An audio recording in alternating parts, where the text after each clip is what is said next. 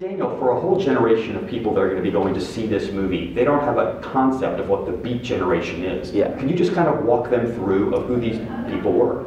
Yeah, broadly, there were three guys, three sort of key figures who we addressed in the film, which is Allen Ginsberg, Jack Kerouac, and William Burroughs, who really, by using what they felt were the rhythms of their new age, which was jazz and swing, they made it their mission to kind of tear up the literary establishment of the time and just write in new ways and find new ways of writing and new ways of expressing themselves.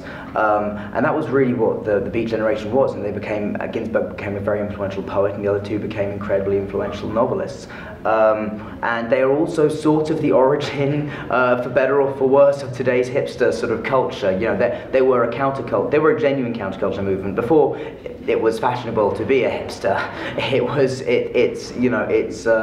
It's actually kind of, you know, they stood for something that was genuinely unique at the time, and about being entirely sexually, spiritually liberated and intellectually liberated as well. That's kind of what the Beat Generation, I guess, stood for. But that's like, you need to read into it more than that, to be honest, because these are broad strokes I'm making.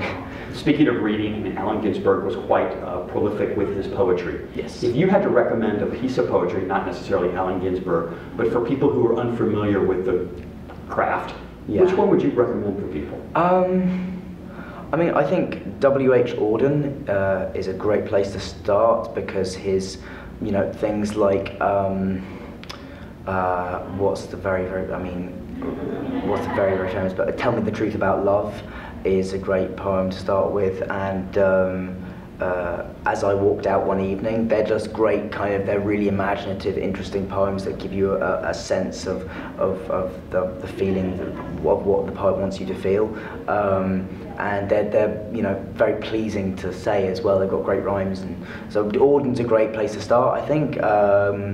But you know, Robert Frost is also sort of for American readers. I know he's a huge, you know, drawer, and people learn him in schools. But Robert Frost is pretty fantastic as well. Sort of any of his collections would be pretty safe with as well.